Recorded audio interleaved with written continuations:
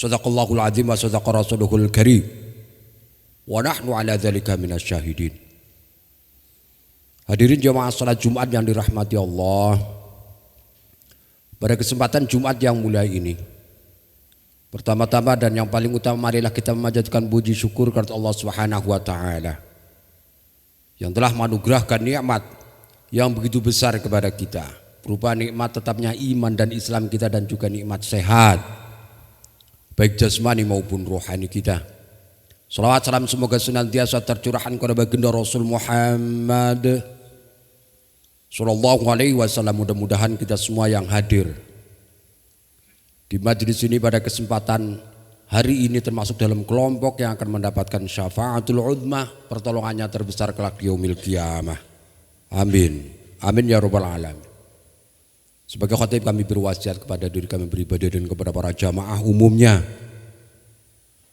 marilah kita senantiasa memperbaharui iman dan takwa kita. Karena hanya dengan iman dan takwa itulah hidup kita akan selamat baik di dunia maupun di akhirat kelak.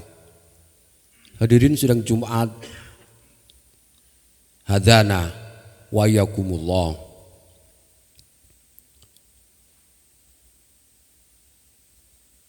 Pada setiap tahun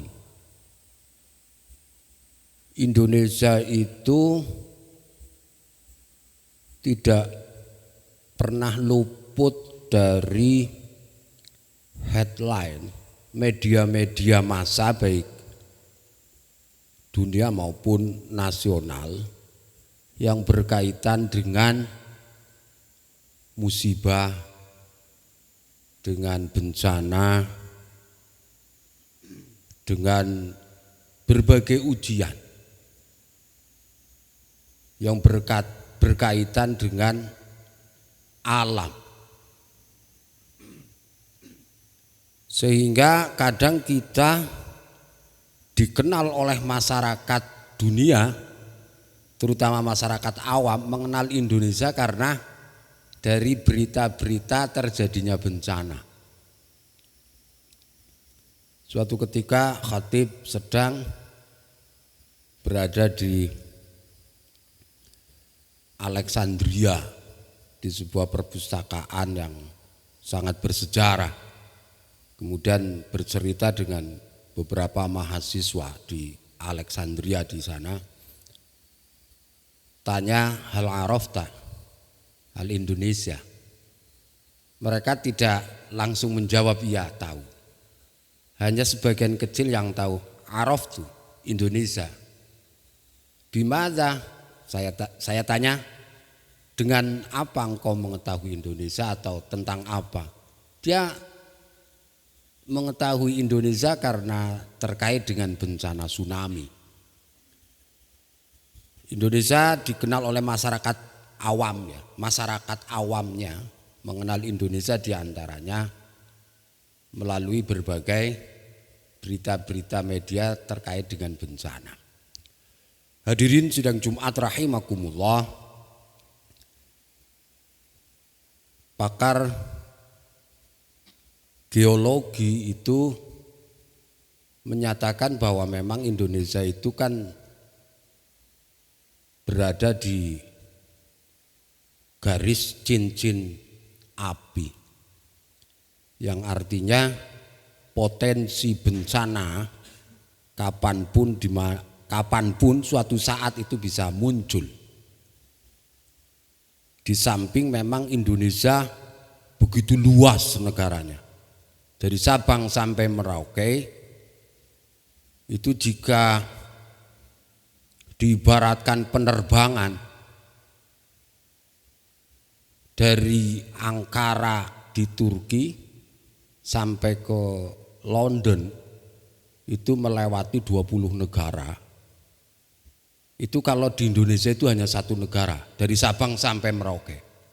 Jadi begitu luas sehingga patut kalau terjadi bencana di suatu daerah yaitu masuk Indonesia.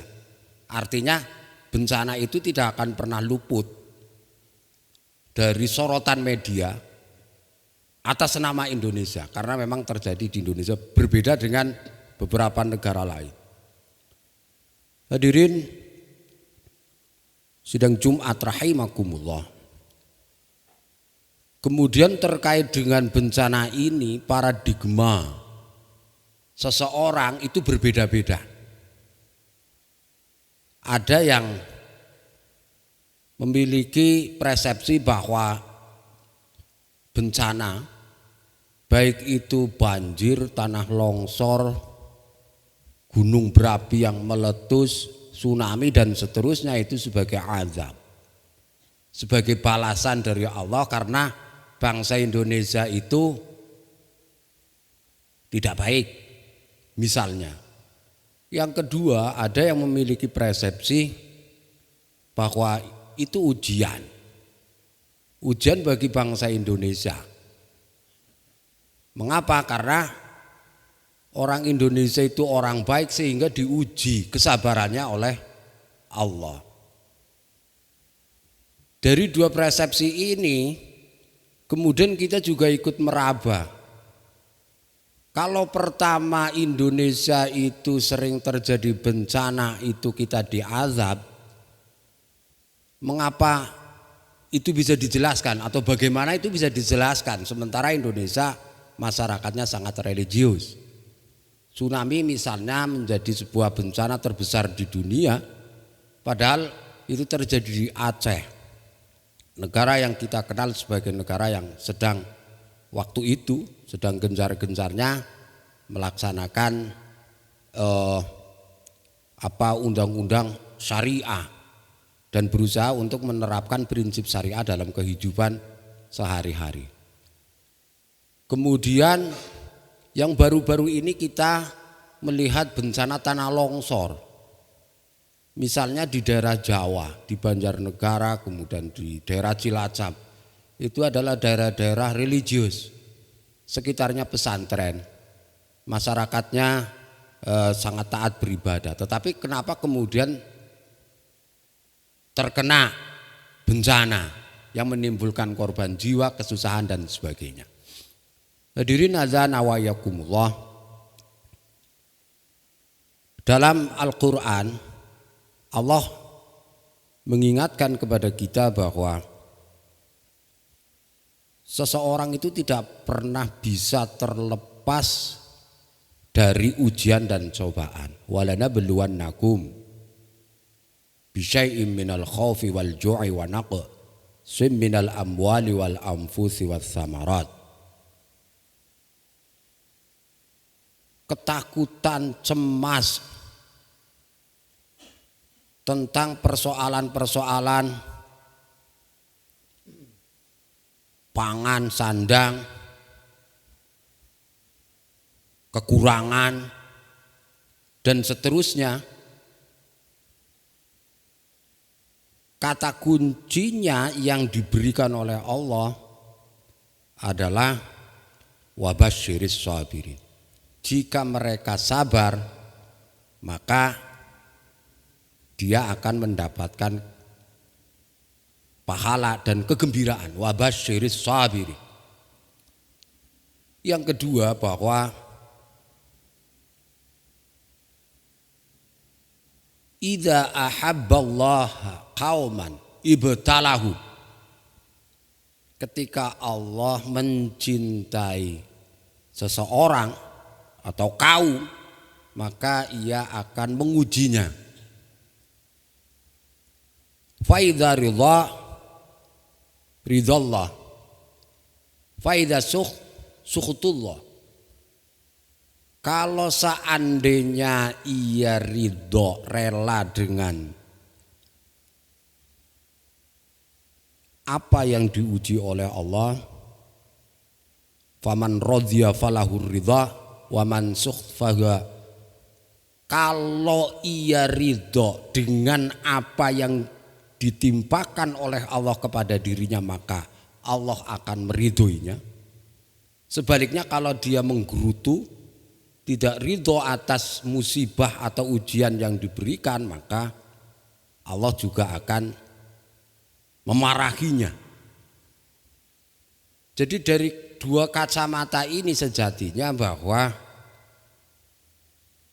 ujian dan cobaan dalam bentuk apapun yang menimpa sebuah kaum atau seseorang pribadi, maka itu adalah bentuk surat cinta dari Allah agar kita mungkin sudah jauh dari Allah, maka kemudian dikirim cambuk kecil agar kita kembali kepada Allah.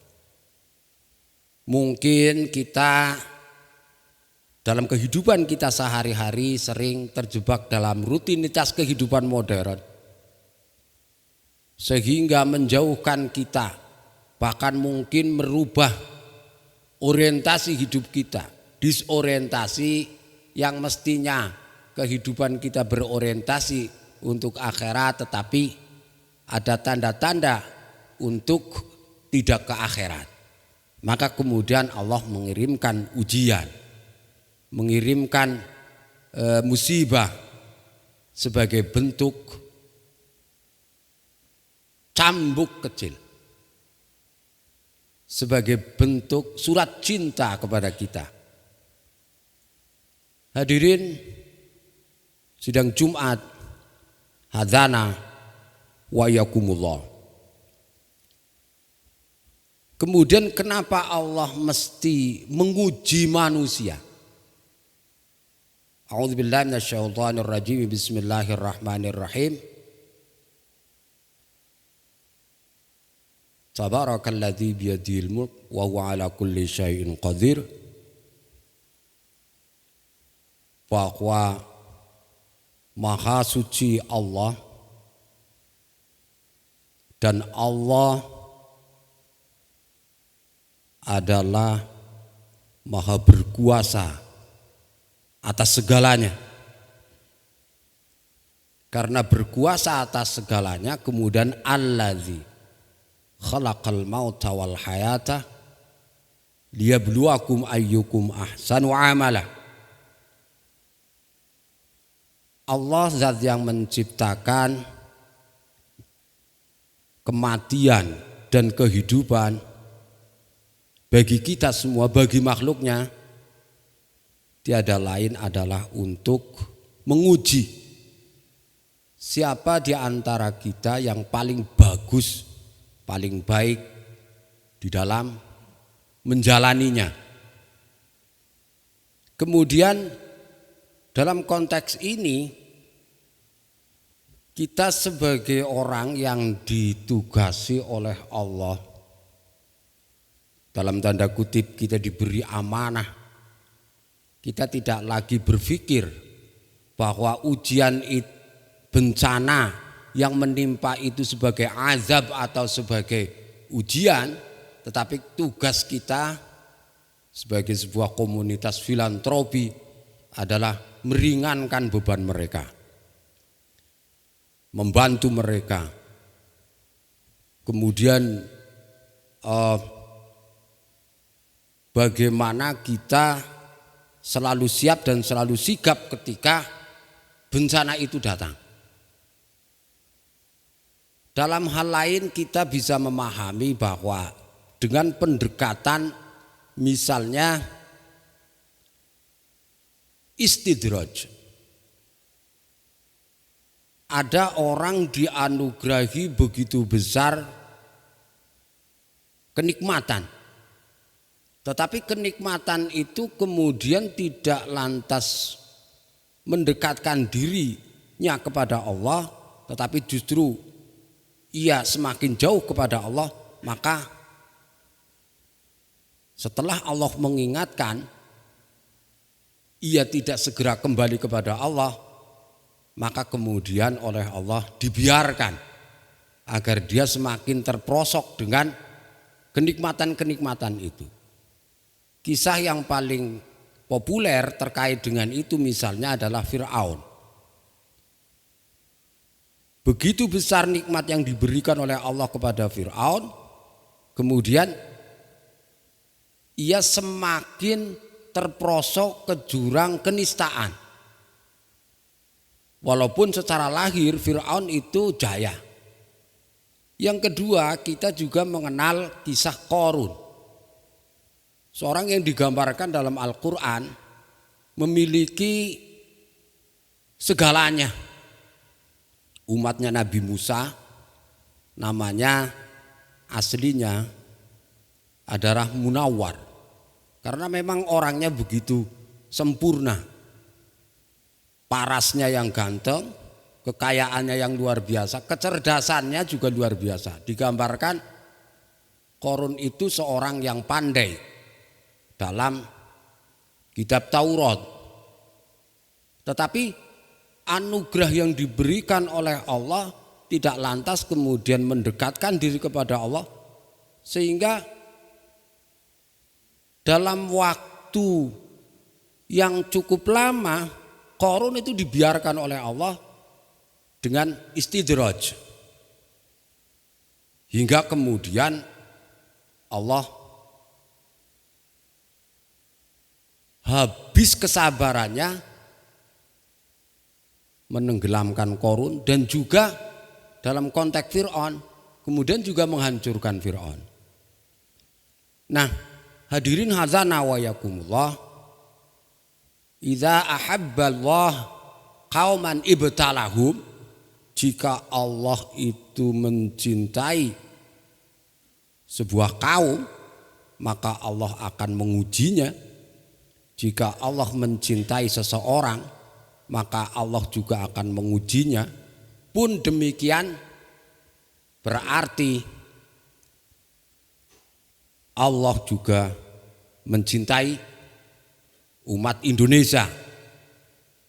Indonesia tidak dibiarkan oleh Allah terperosok dalam jurang istidraj, kemewahan, kemudian kehidupan yang hedonis, kemudian liberalisme yang dan sekularisme yang melampaui batas, sehingga dalam waktu-waktu tertentu Allah mengirimkan bencana kepada kita. Dan sebagai bentuk harmoni yang terjadi di Indonesia, ketika terjadi bencana kemudian banyak filantropi yang juga siap untuk membantu meringankan beban yang terkena bencana. Sehingga Indonesia sungguh begitu cantik, sungguh begitu elok. Mudah-mudahan ini semua menjadi bentuk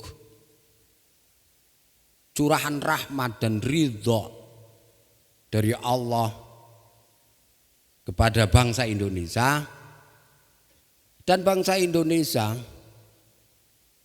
senantiasa menjadi bangsa yang baldatun thayyibatun wa rabbun ghafur, negara yang gemah ripah loh jinawi, negara yang senantiasa